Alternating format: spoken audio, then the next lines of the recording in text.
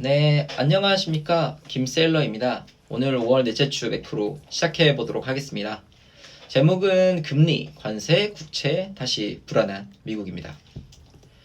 시장 분위기부터 보죠. 나스닥의 경우 V자 반등 이후에 지난주는 조금 소강 상태였죠. 그리고 금요일날 EU 관세 50%이 트럼프 발언 때문에 이제 조정이 왔었고요. 사실 V자 반등이라고 하면 왜 이렇게 많이 올라올 수 있었냐? 첫 번째로는 당연히 MMF나 이런 단기 자금의 증시 유입이 있었고요. 미국 T빌 발행도 한몫을 했죠. 이제 90일 이하의 채권들이 규모가 많이 발행되면서 그 자금들이 유동성에 진입을 했습니다. 그리고 금 같은 안전 자산도 이제 고점을 찍고 내려오는 모습을 보였는데요. 단기적으로 위험 자산 선호 현상이 이제 눈에 띄게 보였죠. 다만 그 전주에 있었던 이 신용 등급 강등이 이 미국 자산에 대한 우려를 보인 것 같아요. 그리고 또 감세안이 통과되면서 장기 금리가 이제 급등하는 모습을 보이면서 기술주에게는 당연히 타격이 크겠죠. 그렇기 때문에 여전히 시장은 굉장히 의심의 눈초리가 보이는 모습입니다. 다만 이 V자 반등이 왜 이렇게 세게 올 수 있었냐라고 하면 당연히 쇼커버링이라고 봅니다. 이제 관세 때 분명히 수많은 이제 기관들이 당연히 너도 나도 숏을 쳤을 거고요. 사실 저도 이렇게 V자 반등이 당연히 많이 떨어지면 그만큼 빨리 반등이 오는 게 미국 시장인데, 물론 그거는 이제 어떤 노하우에서 나오는 거지만 저도 의심을 했어요. 근데 이제 굉장히 세게 반등이 오고 트럼프도 주식을 사라 이런 말이 나오면서 거기다가 개인의 자금까지 붙었죠. 그래서 쇼커버링이 나올 수밖에 없었던 그 지점이었던 것 같습니다. 일단 첫 번째로는 제가 볼 점은 트럼프의 정책 방향입니다. 예, 이제 23일날 뉴스가 나왔죠. 이제 트럼프가 이제 팀쿡에게 25% 관세를 내리겠다. 인도산 아이폰에 대해서. 이 뉴스는 굉장히 트럼프가 미국 내에서 이제 생산을 꼭 해라, 이제 제조업을 부흥시켜라 라는 의지를 다시 한번 보여줬다고 봐요. 지금 보면 스마트폰뿐만 아니라 자동차, 철강, 반도체 모두 들어가 있잖아요. 특히 지지난주 같은 경우는 의약품도 있죠. 사실 이게 일어나면 일어날수록 물론 미국에 있는 제조업 경쟁력이 좋아져서 나중에 장기적으로 바라보면 미국이 굉장히 성장을 하고 그리고 부강해지는 데는 도움이 되겠지만 지금 단기로 봤을 때는 굉장히 좀 시장이 어려워 보입니다. 예. 사실 애플 같은 경우에도 이제 관세에 있어서 트럼프와 굉장히 딜을 잘 하고 있다라고 판단이 됐는데, 팀쿡도 어쨌거나 이 점은 분명 인지하고 있을 거고, 그 주가도 이에 따라서 애플이 조금 빠지는 모습이 나왔습니다. 그리고 다음으로는 두 번째 정책 방향으로 하면 EU와의 이제 문제죠. 트럼프가 이제 금요일날 이런 얘기를 하죠. EU에게 50% 관세를 매기겠다. 그래서 너네 제조업도 다 미국에서 해라 라고 하는데, 다른 중국이나 일본, 한국 같은 경우도 굉장히 지금 관세 협상에 대해서 쉽지는 않은 상황이잖아요. 근데 저는 EU가 더 문제인 것 같아요. EU 같은 경우는 굉장히 많은 나라가 지금 같이 이제 한 EU라는 경제 공동체 속에서 존재하고 있잖아요.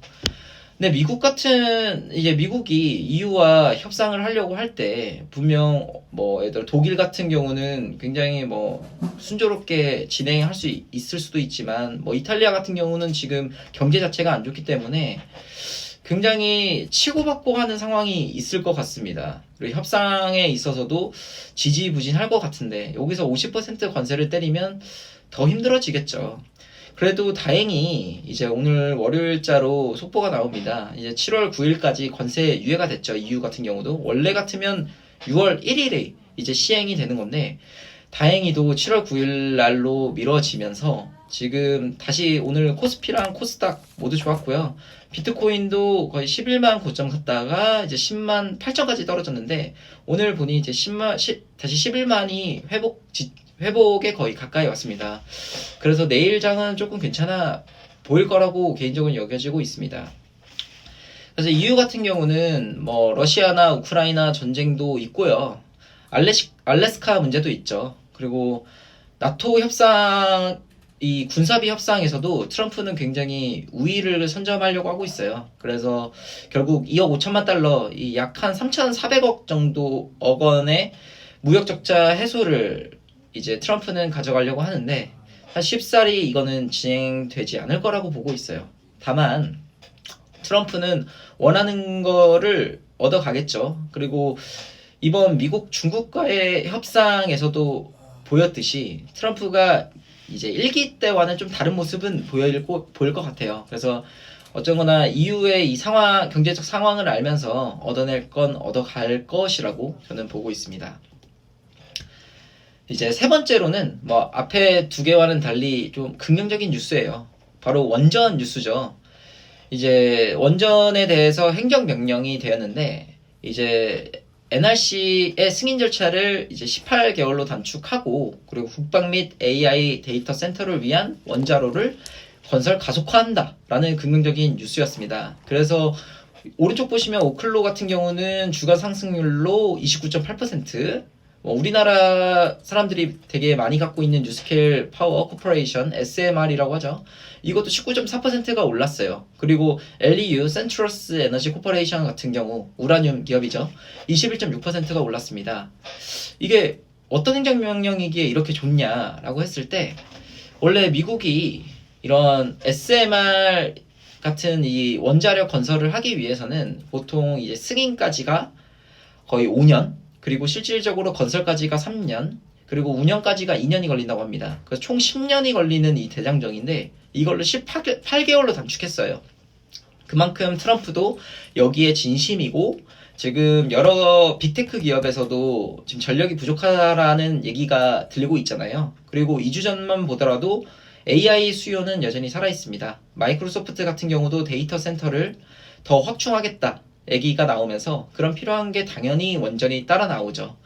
그래서 여기 보시면 뉴스가 뭐 2030년에는 현재 4배, 그리고 오픈 AI에도 16개 주의 데이터 센터 건설하겠다 라는 이러한 AI가 여전히 살아있는 수요를 보여줍니다. 특히 전력망 같은 경우는 당연히 부족하기 때문에 2030년까지 70GW까지 늘린다고 하죠. 그리고 현재 전력으로서는 절대 불가한 모습이기 때문에 트럼프도 이에 대해서 굉장히 강하게 좀 이 원전을 밀어주는 모습도 있고요. 그래서 이 원전주 같은 경우는 계속적으로 좋아질 거라고 보고 있어요. 또한 우리나라 지금 주식 보더라도 뭐 두산 에너빌리티나 뭐 여러 가지 전력주들 굉장히 좋거든요. 일진전기든. 당연히 이거는 어떤 AI의 거대한 흐름 속에서 지금 이제 기초를 닦아나가고 있는 저는 추세라고 보고 있습니다.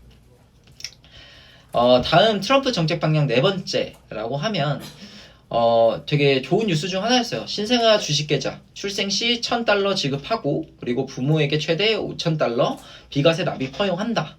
라고 나왔죠.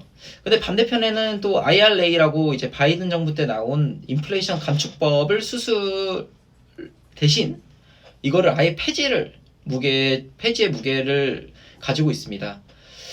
근데 이게 사실 IRA 같은 경우는 기업에게는 되게 좋은 뉴스잖아요. IRA를 해주면 보조금을 해서 미국에서 리쇼어링을 한다.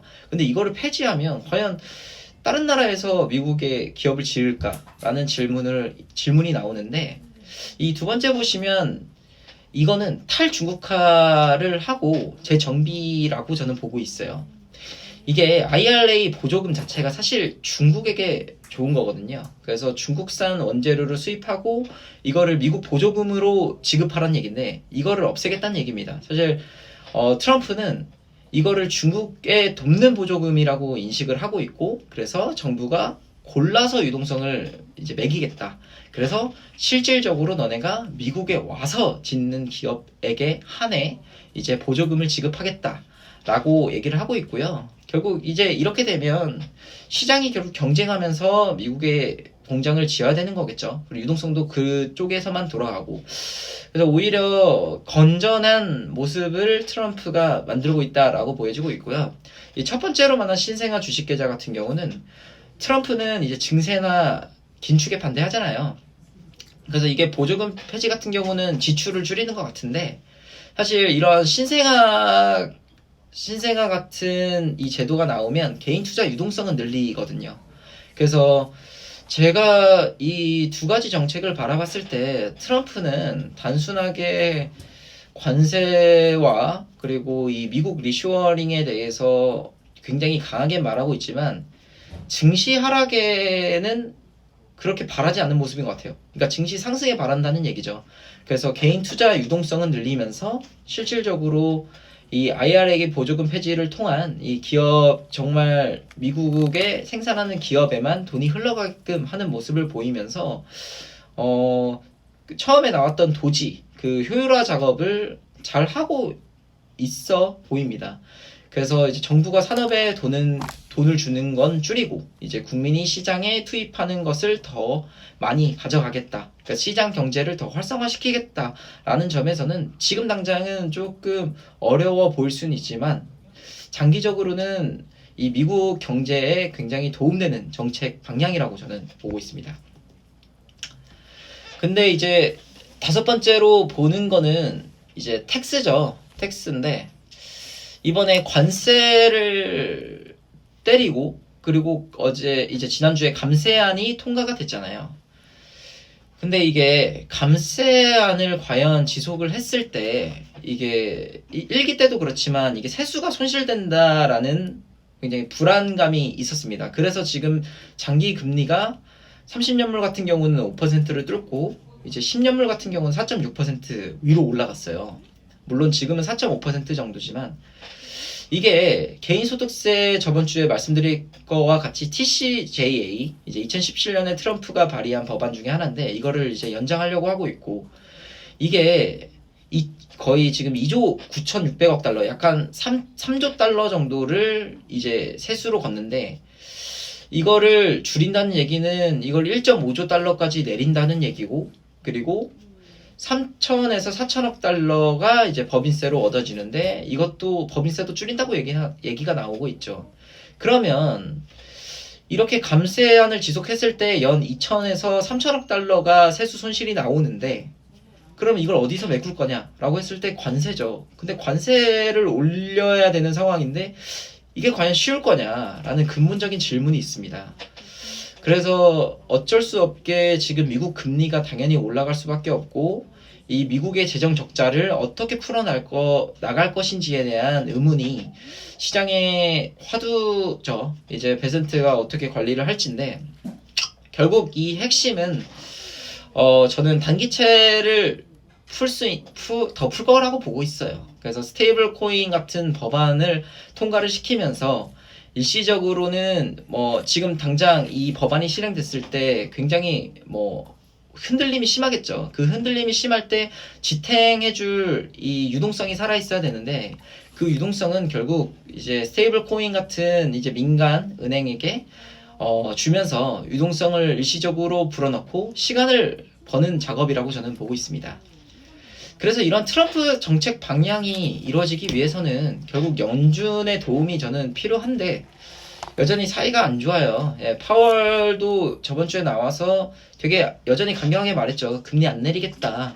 자기는 물가가 중요하다. 그리고 지금 관세 때문에 물가 인플레이션 더 올 것 같아서 불안하다.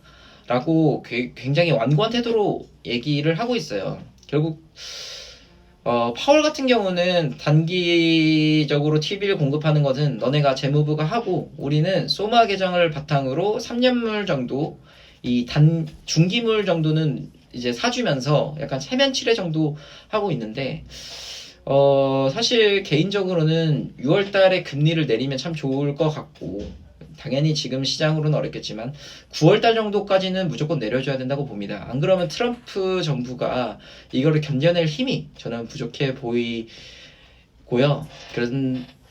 그래서 이 관세로 인한 공급망 차질이 우려는 되지만 개인적으로 보기에는 지금 유가도 당연히 60불 정도의 트럼프가 관리를 하고 있고 이제 우크라이나 전쟁 같은 이슈들이 조금 해소되고 그리고 관세도 일부 나라별로 잘 협상이 된다면 파월도 빠르게 이 점에 있어서 금리를 내려줄 필요가 저는 있다고 보입니다. 근데 이제 파월과 트럼프가 싸우면 싸울수록 지금 미국 국채는 계속 약세가 보이고 있어요. 이제 첫 번째로는 중국의 미국채 보유량 추이인데 지금 13년도에 비해서 지금 2025년 3월이 거의 한 7,800억 달러 정도로 줄어들었어요. 그래서 이 중국이 이렇게 팔게 되면 당연히 되게 불안하죠. 이제 투자자 같은 경우는 중국이 저걸 다 던지면 어떡하냐. 그리고 일본도 던질 수 있다라는 이 불안감이 나오는데 주요 원인 분석으로 보면 파월 연준 의장의 이제 완고한 금리 인하 반대도 있고요. 두 번째로는 감세안 때문에 국채 발행량을 부족한 세수에 있어서 국채 발행을 더 하지 않겠냐. 그리고 관세 협상 카드로 지금 중국이 계속 던지고 있는 이 불안함도 있고요. 그러니까 트럼프 자체가 또 약달러를 선호하다 보니까 또 환차선에 대한 우려 때문에 굳이 국채를 안 사는 이 이슈도 있는 것 같습니다.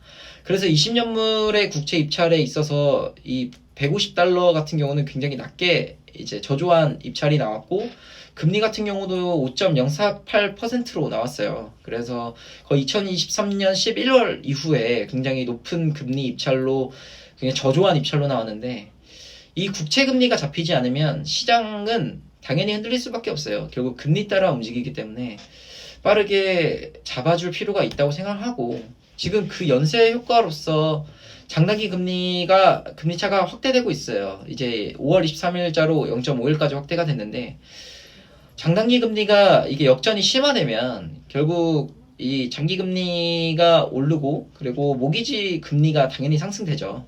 그리고 그뿐만 아니라 기업 자금 조달에도 굉장히 악화가 되죠.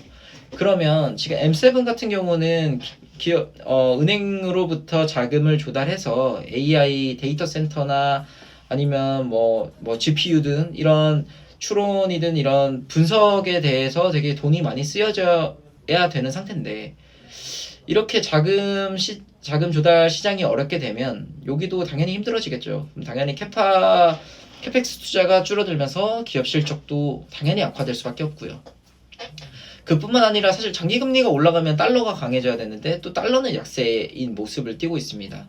사실 누가 그러면 국채를 사요. 이제 미국채를 이렇게 금리가 올라가는데 그래서 달러를 다 던지면서 달러도 약세인 모습이 띠고 그에 따라서 지금 미국 증시도 사실 지난주는 좋을 수가 없었던 시장이죠. 그래서 지금 은행권 같은 경우도 굉장히 불안 요소가 쌓여지고 있어요. 지금 연준은 2차 시장을 통해서 이 유동성을 일부 불어주고 있지만 지금 금리 인하 안 하죠. 물론 이제 BTFP 같은 경우가 제가 계속 말씀드리지만 이게 국채 가격이 박살이 나면 일부 은행 같은 경우는 가지고 있던 국채가 되게 똥값이 되기 때문에 이거를 이제 액면가로 인정해 주면서 BTFP 프로그램을 바탕으로 이제 액면가로 인정해 주면서 시장의 유동성을 불어넣어주는 이런 방법도 있지만 지금 연준의 스탠스로는 이거는 안 보이고요. 그래서 지금 가장 빨리 해줘야 되는 게 베센트가 계속 얘기하는 게 SLR 완화예요. 이제 국채 보유를 한도를 확대시키면서 은행이 국채 수요를 유도하고 장기물 국채를 그래서 이게 금리 안정이 되면 시장이 굉장히 살아날 것처럼 보입니다. 결국 그 앞에 굉장히 제가 금리 때문에 불안하다고 했잖아요. 그래서 아마 SLR 완화라는 이 정책 이름이 나올 때면 아마 시장이 굉장히 흔들릴 때예요. 그래서 SLR이라는 이 정책이 실질적으로 실행이 되면 그때 정도면 좀 주식을 조금 저희도 들어가도 되지 않을까라는 생각을 하고 있습니다. 그리고 또한 이 상업용 부동산도 여전히 리스크가 살아 있습니다. 그래서 이렇게 금리가 박살날 때는 결국 안전자산의 회귀가 될 수밖에 없죠. 다행히 이제 뭐 금도 지금 고점 대비해서 좀 떨어졌지만 결국 비트코인이 굉장히 가격이 오르고 있습니다. 지금 올타임 하이를 11만 거기 1,700달러까지 올랐죠. 트럼프도 이에 대해서 되게 축하를 했고요. 당연히 올라갈 수밖에 없는 것 같아요. 이제 달러는 약세가 되고 뭐 워렌 버핏도 달러가 지옥 간다. 그러면 결국 이제 희소한 자산을 살 수밖에 없는데 그래서 지금은 비트코인이 굉장히 좋아 보입니다. 그리고 현물 ETF 같은 경우는 하루 새 이제 9억 3천만 달러가 유입됐고, 블랙락 같은 경우는 지금 거의 2위 홀더로 올라왔죠. 굉장히 많은 비트코인을 매수하면서 2026년 같은 경우에는 아마 사토시 나카토모의 보유량을 제친다라는 말까지 나옵니다. 그리고 되게 의미 있었다고 보는 거는 이제 트럼프가 그런 얘기도 하죠. 이제 큰 은행들, 뭐 JP 모건, 뭐 골드만삭스 이런 은행에게 스테이블 코인에 대한 발행권을 주겠다라고 얘기를 하면서 이 크립토 세계 자체를 트럼프가 키운다. 이제 한쪽은 스테이블 코인, 또 한축은 비트코인을 바탕으로 키울 것이기 때문에 이 비트코인도 제가 추후에 이제 미국의 전략자산의 화로서 설명을 드릴 건데 충분히 여러분들도 알 필요가 있다고 보입니다. 결국 이 스테이블 코인 같은 경우는 이제 지니어스 액트 법안이 지난주와 같이 이제 당연히 이제 이게 가결이 돼야 되고요. 이게 가결이 된다면 비트코인도 같이 좋아 보이죠. 당연히 이제 미국채 수요 유입이 될 거고 글로벌 결제 수단화로서 이제 더 달러에 대한 패권을 더 공고하게 가져가죠. 디지털 달러. 그리고 이 중국이나 일본의 자본 통제국을 압박하면서 사실 이 스테이블 코인이 됐을 때 굉장히 좀 무섭습니다. 근데 어쨌거나 이번 관세, 감세, 이 미국의 이 디톡스 경제의 가장 핵심적인 축으로는 저는 스테이블 코인이라고 보여지고 있습니다. 그 다음으로서는 이제 지정학적 리스크 및 전략적 고려 사항입니다. 아마 최근에 뉴스에 나왔었죠. 이제 주한미군 4,500명 감축한다. 이제 차기 정부 현안에 이제 부상이 할 거라고 나오는데 한국에서 있는 이 주한미군을 괌으로 뺀다. 이게 어떤 의미일까요? 저는 양안 전쟁에 대해서 굉장히 미국이 심각하게 바라본다고 저는 보고 있어요. 그래서 지금 뭐 4월에 지금 중국군 대만 포위 훈련이 여전히 일어나고 있고요. 그리고 또한 이제 홍콩 싱크탱크라는 이 리포트에서 양안 전쟁 위험 지수가 최고라고 합니다. 이게 우크라이나 전쟁 같이 일어나게 되면 이 대만 해협이 잠기는 거거든요. 그럼 인플레이션이 진짜 되게 크게 발생이 될 건데 사실 한국에 사는 저희로서는 굉장히 조금 안 좋은 뉴스긴 하지만 이 점에 대해서는 인지를 해야 되고요. 그리고 인도와 파키스탄 전쟁 때 이 라팔 전투기가 격추가 됐거든요. 이제 파키스탄이 이제 중국의 전투기를 사용하면서 이게 격추가 됐는데, 그러니까 중국의 군사력도 굉장히 많이 올라온 상태입니다. 그렇기 때문에 지금 이 양안 전쟁에 대해서 우리는 좀 더 이 한쪽의 마음에서는 이거를 가지고 있어야 된다고 저는 보고 있습니다. 그래서 이제 시장의 기타 잠재적 리스크 요인이라고 보면 첫 번째로는 관세 정책의 장기화, 그리고 두 번째로는 아까 말한 이제 미국 중국의 관계 악화, 그리고 세 번째로는 엔캐리 청산이 다시금 나오는 것 같아요. 뭐 장기물 상승에 대한 부담도 있고 뭐 엔화 상승도 당연히 있고요. 약달러는 엔화 상승으로 가니까. 그리고 네 번째로는 가장 핵심은 이제 기업 실적 악화죠. 결국 관세발 데이터가 이제 6월에 이제 스멀스멀 나올 거거든요. 그리고 이제 2분기 실적들 나올 텐데 그거에 대해서 시장이 지금 어쩌면 미리 좀 반응하고 있지 않나라고 보고 있습니다.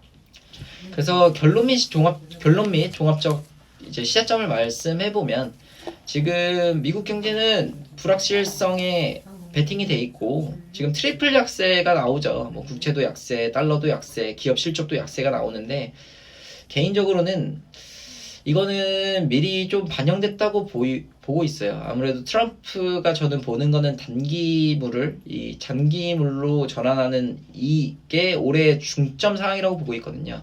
그래서 지금 미국 중국이 이제 유예가 나왔을 때 미국 금리가 굉장히 위로 튀었잖아요. 4.5에서 4.6. 그리고 거기다 감세안까지 눈치껏 나왔는데 지금 바로 4.6까지 오른 모습을 보면서 트럼프가 이에 대해서 당연히 민감하게 받아들이고 있을 거고요. 어쩌면 지금 다시 또 이 관세 협상을 강하게 가져가면서 발언을 세게 하면서 시장을 조금 누르는 모습을 저는 보이고 있고, 그래서 올해는 사실 뭐 큰 리스크들이 계속 있겠지만 이렇게 주가가 흔들릴 때마다 리스크는 관리하면서 좀 좋은 주식들을 모아갈 필요가 저는 있다고 보입니다. 긴 시간 들어주셔서 감사하고요.